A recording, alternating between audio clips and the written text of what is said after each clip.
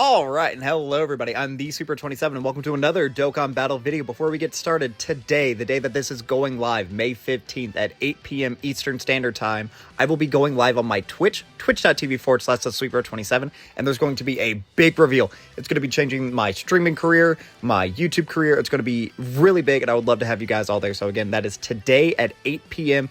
Eastern Standard Time over at twitch.tv/theSweeper27. Link can be found in the description. Thank you. But yeah, this is the powerful comeback mission for this brand new transforming BUU, whatever you want to call it, Red Zone. Now, this event is billions and billions of times easier on JP because right now the powerful comeback team is not necessarily in the greatest spot on global. JP right now, they have characters like EZA MUI Goku, they have STR UI Sign, they have the physical Blue Boys, they have Evolution Blue Vegeta, they have a pretty much almost too many options for their team. Now you go over to global and it's not nearly as like awe-inspiring, I would argue.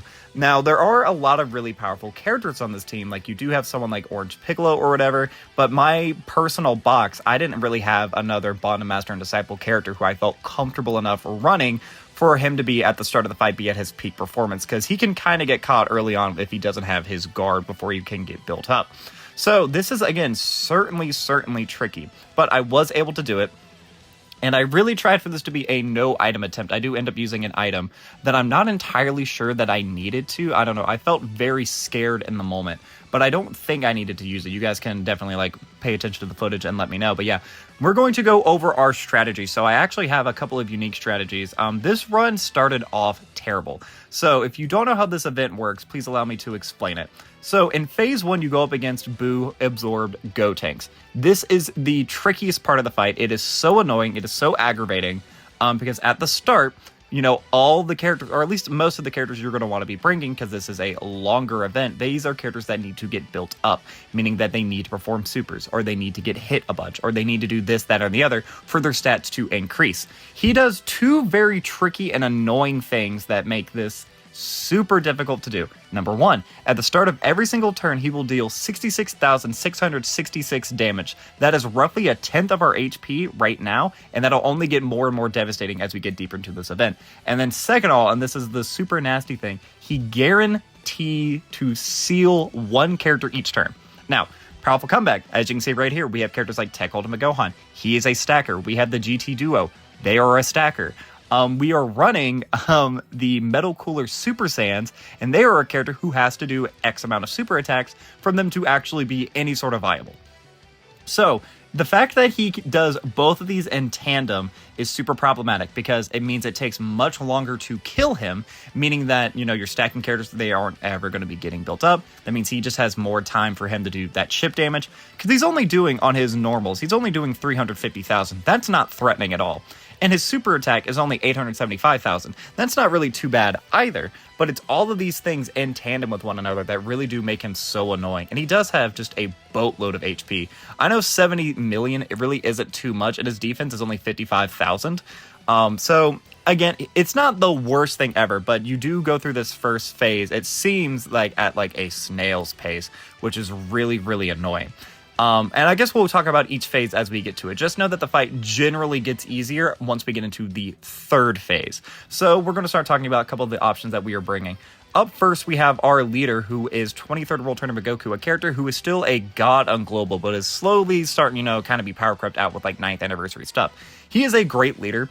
Obviously, he wants to have characters with revives, but Powerful Comeback is pretty much a team built on the backbone of revived characters. I know, again, on global, we don't have too many great options, but like JP, again, you have like MUI, you have SSBE, who are like some of the best characters in the game. Like, they are definitely top 10 LRs for sure, like not even a debate. They're top 5, top 3 even, I would argue. There are a couple of more like niche options you could also bring if you really just, if all you cared about was a revive and not when you used it or how you used it. Metal Cooler is another option that you could theoretically bring on this team. I wouldn't recommend bringing like Omega or the transforming Vegeta or like that physical free-to-play Hercule. I don't really think any of those characters are worth it. But there are a lot of other characters with revives that you can use. And speaking of revives, we are on turn 6, still on this opening phase. You can see there, it looks like we've almost done no damage to him. And we're already going to be wasting our revive. We are actually going to be doing the 23rd World Tournament Goku revive. Now, I decided to do this one just because it's a more niche animation. It's always better to go for the GT Duo, because the GT Duo, you get a full heal and it does way more damage. But the reason I chose for this one specifically in this situation is 23rd World Tournament, A, it's a more rare animation. And B, it actually gives the entire rotation extra defense for one turn. Because I didn't entirely know if Tech Ultimate Gohan had been getting a lot of stacks at this point because of all the stunning and sealing and rotating. Again, he's very, very, very tricky and very, very annoying here at the start. So you kind of have to do what is the most safe and most optimal. But now that we have revived 23rd World Tournament Goku, he is now into God mode, meaning we don't really have to worry about anything else, at least for the next foreseeable future with him.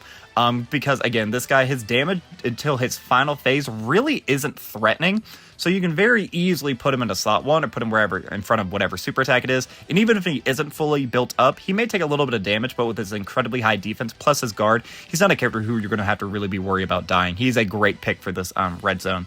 Up next, let's talk about our GOAT, one of the best characters in the game as of right now, Tech Ultimate Gohan. His EZA is actually so stupid, I can't believe it. He's probably one of my favorite characters to run right now.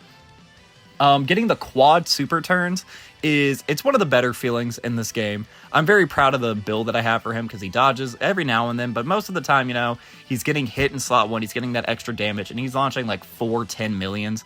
Every now and then he gets a crit as well, and he's just stacking his offense and his defense. He is just a really fun, and he's a really safe option to run too. He has no restrictions in his passive anywhere. The only downside to him in his base form is that he has a little bit of a wonky link set. Like, he's not going to very often have Cold Judgment or All in the Family or this or that or the other, but he does actually have All in the Family with 23rd World Tournament Goku, which is another thing that we can say about this team, that they do actually link together quite well. He's very fun. He's also debuffing. This is a huge thing during the second phase, which I don't entirely understand why, because it's not like a 1.5 million is super crazy. Again, and we can talk about this. Buhan, he has 90 million HP, which is a lot. His normals go up to 500,000, and his super attack effect goes up to 1.5. None of that is really too bad. The real gimmick of this guy is that he deals 120,000 damage to you at the start of every turn. Again, on this team, that's roughly 22%, so that is a lot. But you are able to debuff him offensively and defensively, which is pretty huge, actually. Even though he's not too threatening, but you are going to be up against this event for a long time. Most of the damage you're going to take is at the start of the turn. It's not actually from this character. That is something that is very important to bring out, especially with these powerful houses that we are bringing. Up next, I guess we can talk about Int 16, because he's kind of a more niche character, I would argue. So, after his EZA, he does have guaranteed guard, and he can get up to 48% damage reduction, which really isn't too bad. Most of the time, if you can super attack with him first, he won't be taking damage at all, but that isn't always guaranteed with some of the gimmicks that this fight has. Again, he does, like, obviously seal in the first phase. He can block later on. So there are a couple of things that can maybe be a little bit problematic. Now, this 16, normally he wants to have a Super Saiyan 2 Gohan on the team, obviously, which we're not running. And he does have a very wonky link set, like Android Assault, Mechanical Menaces, Gentleman, Tough as Nails, Infinite Energy, Solid Support, and Fierce Battle. I think throughout the entire fight, only Solid Support and Fierce Battle will ever be activated.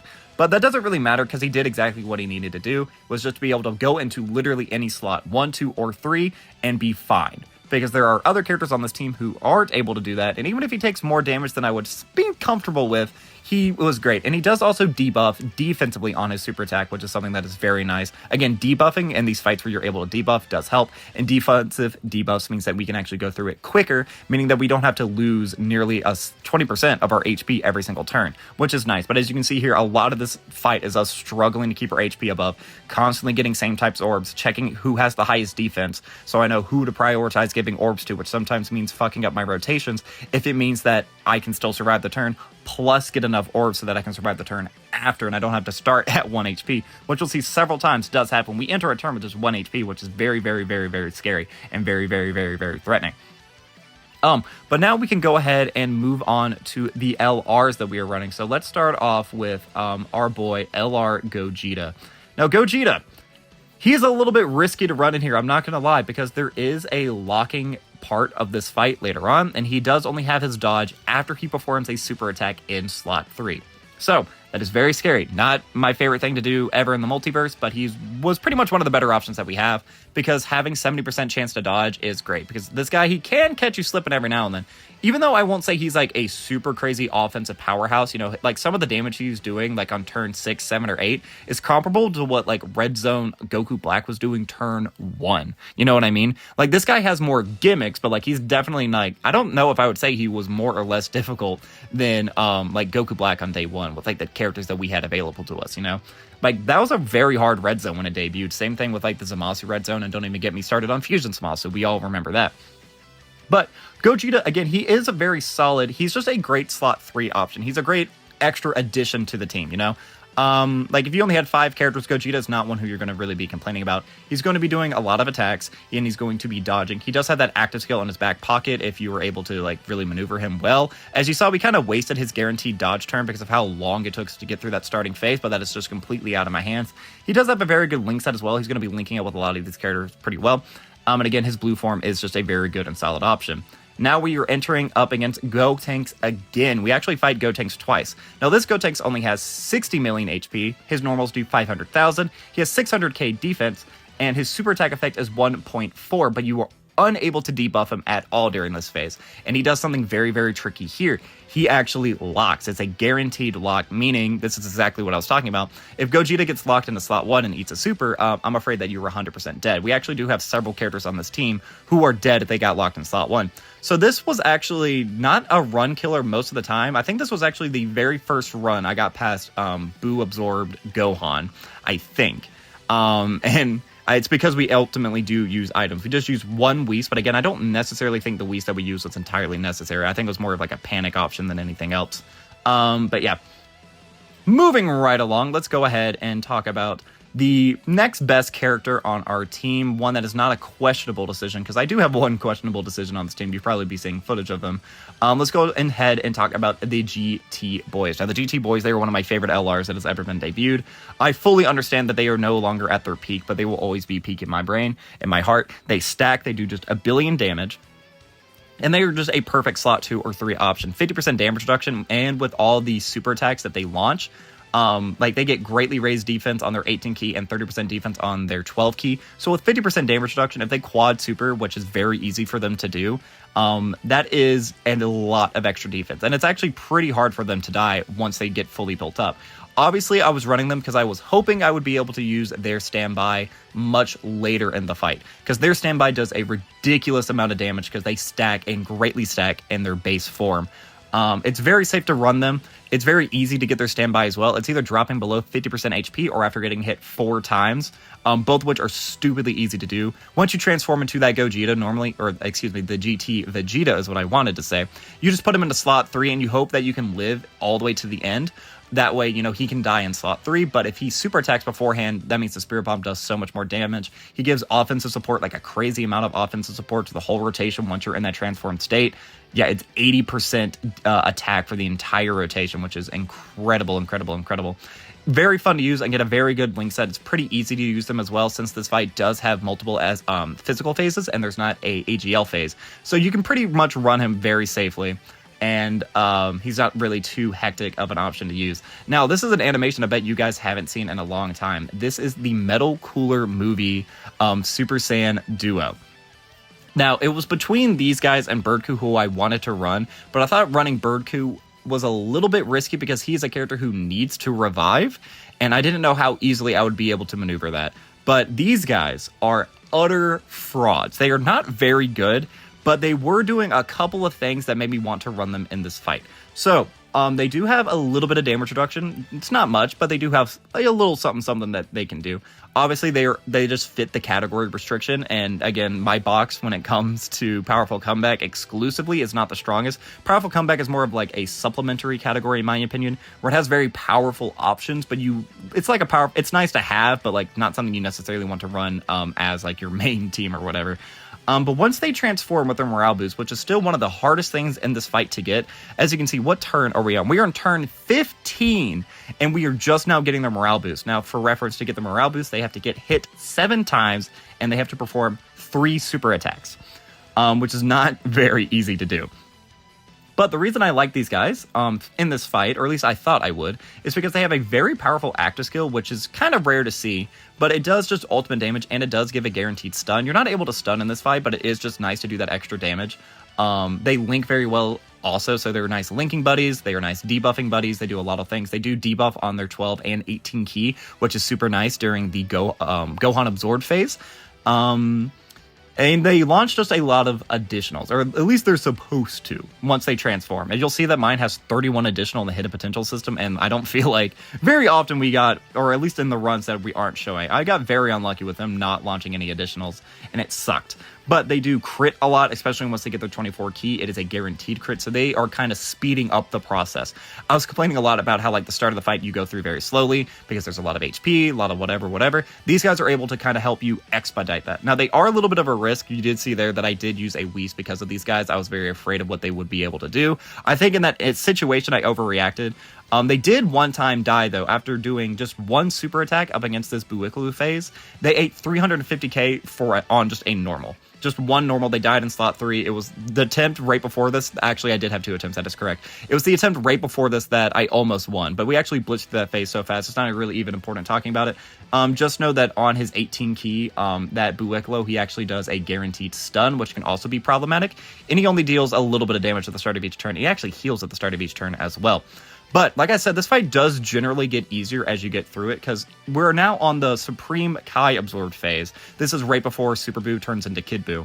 Now, we're on turn like 16 or 17 at this point, so even though this guy launches a 1.736 million super attack, it's really not that threatening at this point, especially if you're bringing characters who can stack.